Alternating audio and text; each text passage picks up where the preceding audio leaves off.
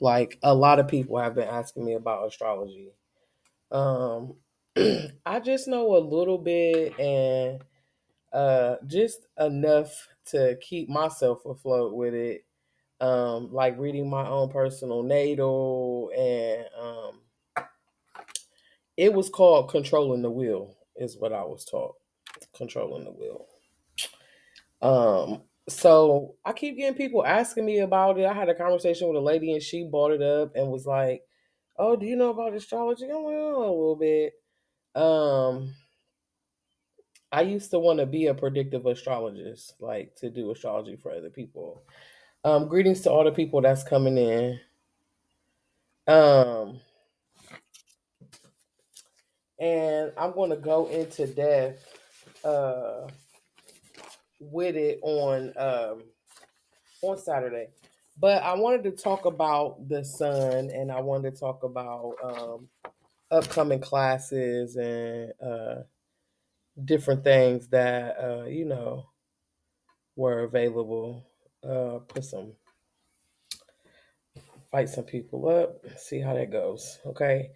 But yeah, then we're getting into emotional intelligence. We're gonna have a sneak peek class on the 28th for people to see what the emotional intelligence class is about.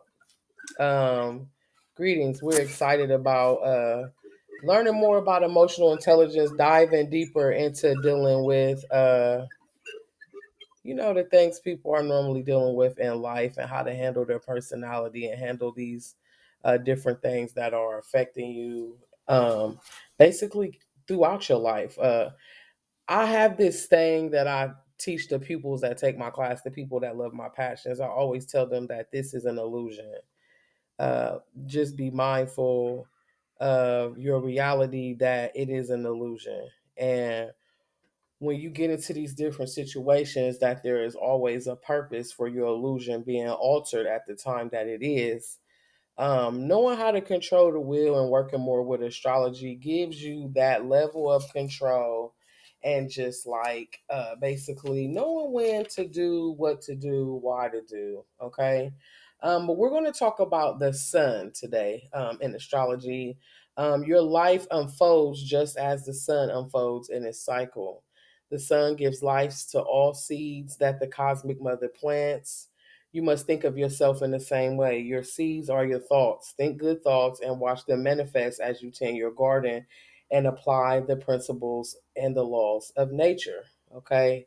The sun is really big in your interpreting your natal, because its basic appearance of the rise in its ascendant line in Aries is in the northern eastern hemisphere of Earth, where it ushers in a new year. So the sun actually goes through this cycle, through the descending line. We're going to get into all of that in class with the equinoxes and how to go into the wheel. But I want to talk about the importance of the sun and how we have all these people where the sun is basically under attack. So there can be little doubt that the sun was regarded basically, particularly as a symbol, particularly as manifestation of the unseen and unapproachable divinity. Its light and heat, its power of calling and active exercise, the mysterious forces of germination and ripening, and the university of its influence all seem to fit the expressions, yet the powers of which belong to this invisible. Okay. The sun is the oldest and most common object of worship in the history of mankind. The sun was recognized as a central figure in religious ceremonies and regarded as the symbol of God. The sun was considered benevolent, the giver of life and the provider of food and the guardian of justice. And one of the earliest manifestations, sun as God, was the god Amen. And we still acknowledge his presence even in our prayers of saying Amen. The radiant sun is marked by our expression of love, confidence, happiness, or the point where light emits. The sun is the symbol for the start, for certain star points, okay, and star systems. The sun was its first original star. The ancient Egyptians had many names for the sun: Ra, Re, and the people from cultures all around the world had these various myths and legends about eclipse and the sun pervading these different superstitions about how to interact with these eclipses. The Chinese people produce great noise about commotion and drumming and pans, shooting arrows at the sky to frighten away the dragon before daylight. Indian people may immerse themselves in water up to their necks, believing this act of worship will help the sun and the moon defend themselves against the dragon. The Babylonians were developed science of astronomy. Ancient Egyptian civilizations, flourishing pyramids, temples, and tombs attest the high state of development of art and technology. They measured the length of the year by observing the rising of Sirius, the brightest star in the sky. This great pyramid at Giza is aligned with the 4 points of the compass. It was built with a passageway in alignment with the star that was the pole, what they call Alpha Draconis.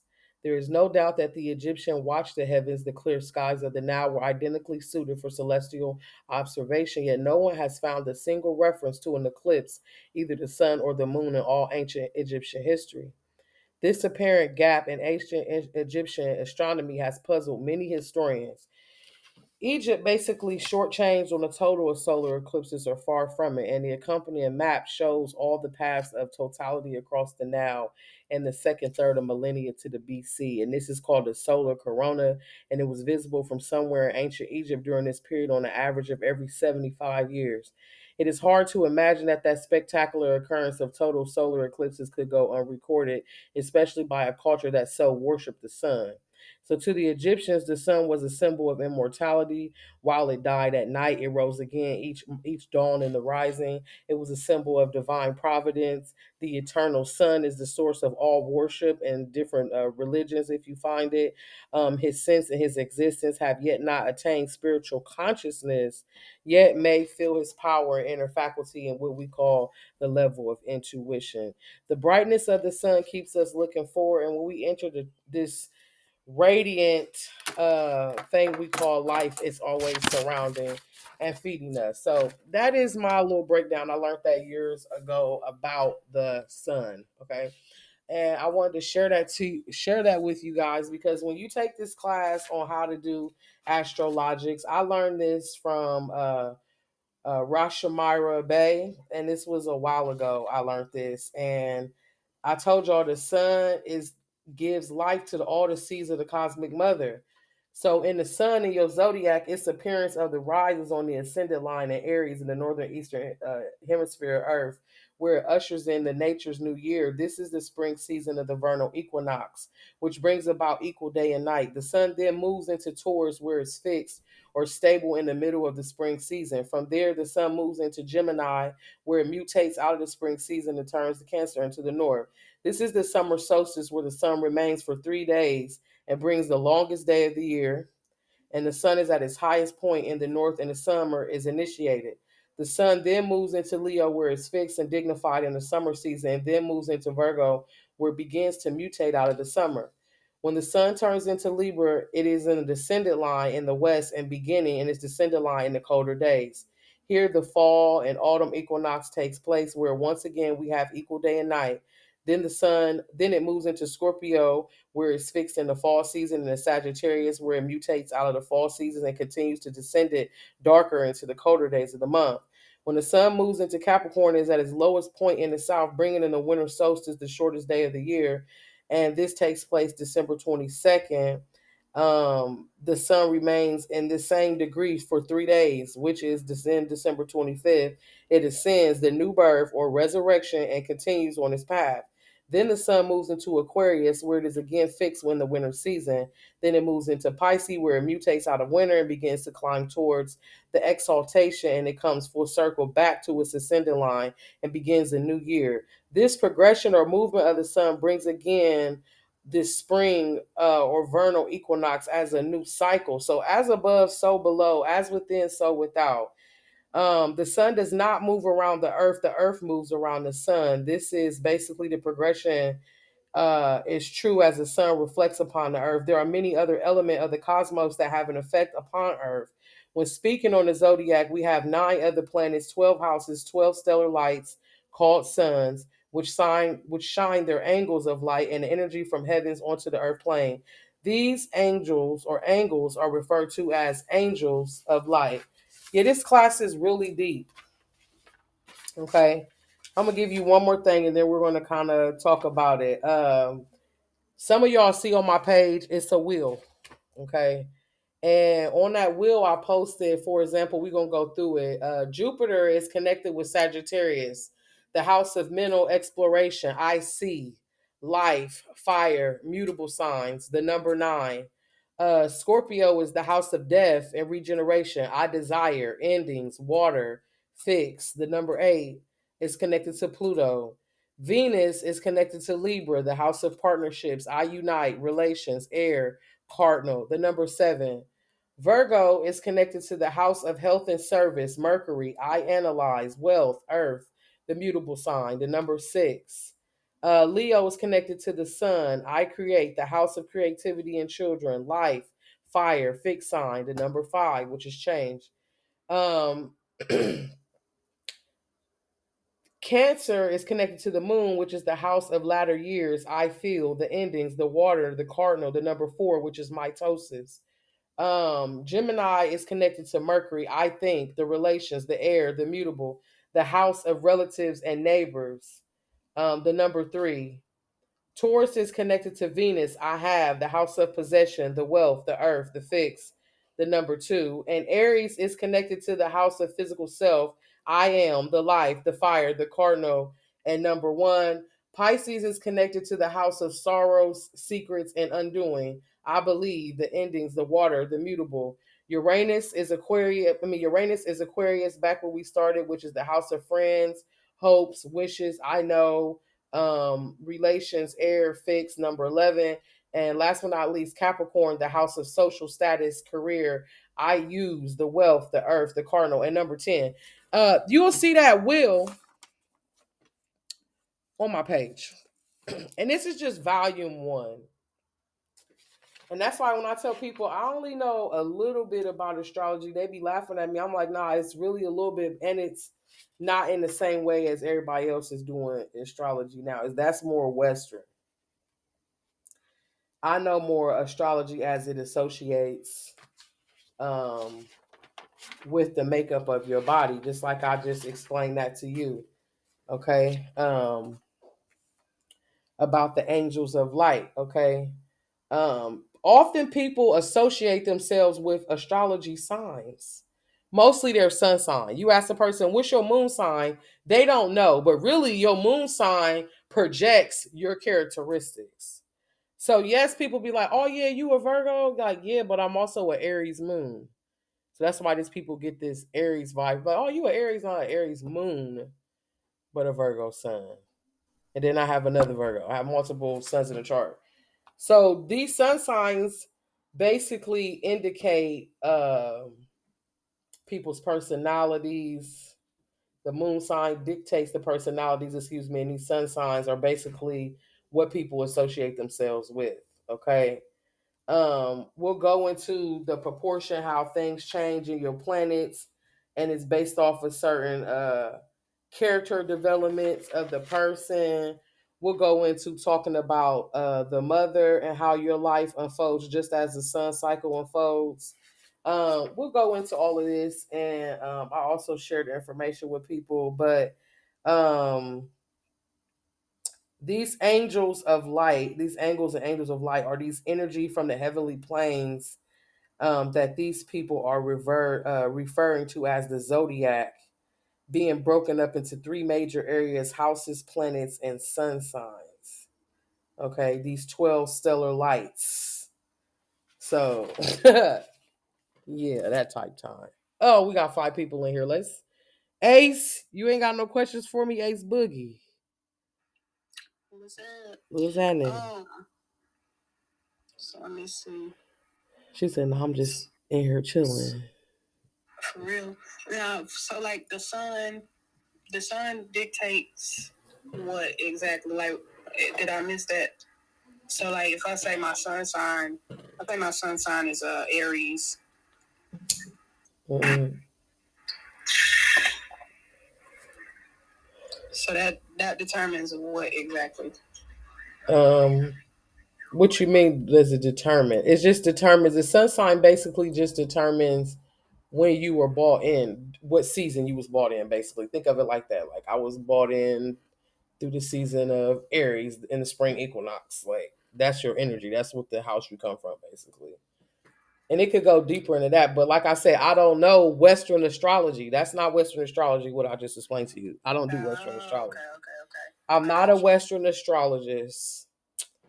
I just know astrologics. I know how to use the will to change your life based off emotion, understanding yourself, how you exist in this cycle.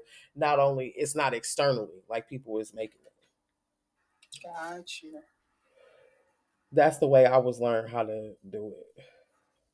I wasn't taught basic Western astrology. And I've used it to really help myself. Like once I go in, I'm not gonna go into the whole class while I'm on here, but I'll give you an example. Okay. Um, I'll give you an example of what I mean by that. Um, this even goes into manifestation. So, for example, like when you think and speak in the order of your words, like you could be like, oh, you living in this energy. If you run around saying, oh, I'm an Aries, right? That's the house of the physical self. Okay, this is the I am.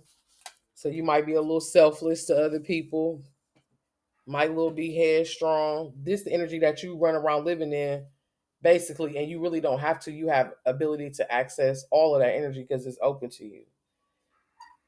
But not being connected to the cycle, you could be stuck in that energy too.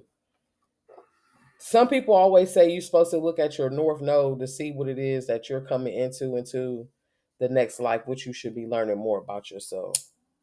Examining the north node of your zodiac. And for all the Bible thumper peoples, I want to say something to you. Psalms 147, chapter 147, verse 4, KJV. He telleth the numbers of the stars, and he called them by their names. So when people say, "Oh, that is witchcraft," no, they said the Spirit said, the Lord said, He know them by the number of stars, and He calls them by their names. So it's not evil. They found baby Jesus based off of a star. Okay. Um, Something else I wanted to get into that they talked about ancient Egyptian, the Temple of Dendra. Okay. They had a whole zodiac depiction on the top of that motherfucker. I don't know if you ever seen it. Let me blow your mind. Let me blow your mind. That's what it really looked like. And this is the actual display depiction. Let's blow that thing on up. So this like a whole zodiac thing that they getting this energy from. And this is how it depicts out. This is what it really looked like if it was recreated. It's a little blurry. You can't really see it. I'm sorry. Can you hand me that stitcher cord? And this is how it plays out actually in the cosmos. That's the actual placement of stars in the cosmos, what they call cosmos. Okay, and it suits inside of this. This is why, and this is basic information from Wikipedia. This is no, not what I just read to you. That was information that was blessed to me by, but the information I'm about to go into now is from Wikipedia. We just gonna have a little common sense question. How I like to start it from the bottom so everybody's on the same level of thought, and then we can take it to the top. If you never heard about Dendra, this was a chapel that began in a Ptolemaic period. And basically, it was a depiction of the sky disk, which I showed y'all, centered on the North Pole star, okay, which is Ursa Minor, and it's depicted as the jackal. Okay. Now the interesting thing about the jackal, something I recently learned from one of my African friends I'll be studying with, that it has a connection with the energy of Oduduwa. That energy, Anubis, the jackal, it goes back further than what we got going on. It's involved in a lot of energy. And this energy just is composed of constellations showing signs of the zodiac.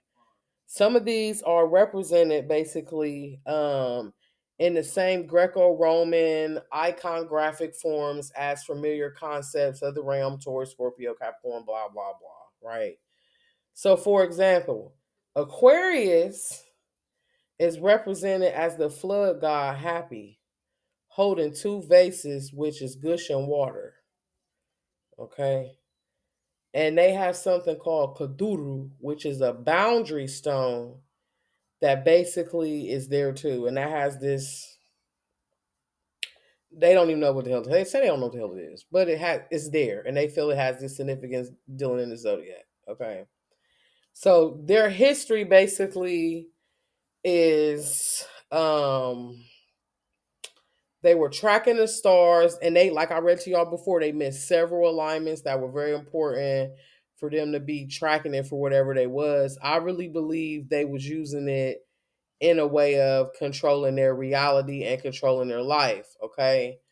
One of the pioneers of biblical astronomy, Frances Rollston, and her groundbreaking research, right, basically had this thing where she spent her life trying to find the names of the stars in all ancient languages, and all the names of the stars were lost. Some 100 or so were preserved in Hebrew or Aramaic, and they're still being used by astronomers to this day, and the meanings of them and what they know. So I don't know if y'all know that a lot of those names were lost. Okay. So from scriptural, this is like scriptural reference. I ain't talking about the physical Bible. I'm talking about like Ethiopian, like these people is like over there studying, okay? They have God called the constellations by their names, opening with Virgo and ending with Leo. And this order is divinely orchestrated, forming the ancient basics of the gospels and the stars. So the Almighty has ensured the preservation of his gospel in the stars and the 100 plus individual stars by names. Okay, Psalms 147, chapter 4 through 5, and verse 4 through 5, excuse me.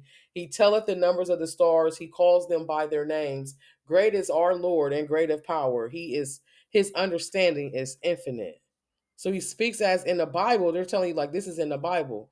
It's also in the book of Job's chapter 38, verse 31 through 33. Asking, can they bind the sweet influences of Pallades and loose the bands of Orion? See what I'm saying? They're talking about these constellations. I also want to share another picture with y'all. Here we go, right here. The Leo, the end. Remember I said they call it in with the Virgo, the beginning, the Sphinx, the Virgo, the Sphinx, the Leo, the end. That's an ancient depiction of something that they actually have there. Okay. And that comes from the Temple of Dendra as well, in Essene's temple, where an image of the Sphinx was put between the signs of Leo and Virgo, which y'all showed in the depiction. And Sphinx, the word Sphinx means to bind closely together. Okay, shout out to my snake Sphinx, or my to my granddaughter, the Sphinxters. So this basically also goes into Mazaroff and the 12 constellations, the beginning and the end, like the female head of the Sphinx. The constellations begin in Virgo and end in the Sphinx tail, like the lion with Leo. So that's what they're showing you at the Sphinx in Egypt, what they call the Hek Imba. And this reveals also an astronomical purpose of Mazaroff's and the divine order in the Great Sphinx that unlocks these ancient mysteries of what they trying to find in the Bible and these great pyramid mysteries. Yeah, we'll go a little bit more into the pre-dynastic stellar role of the Great Sphinx. Some of the things they get into in its relation to the tropics of Cancer and Capricorn. We'll get into that in the class.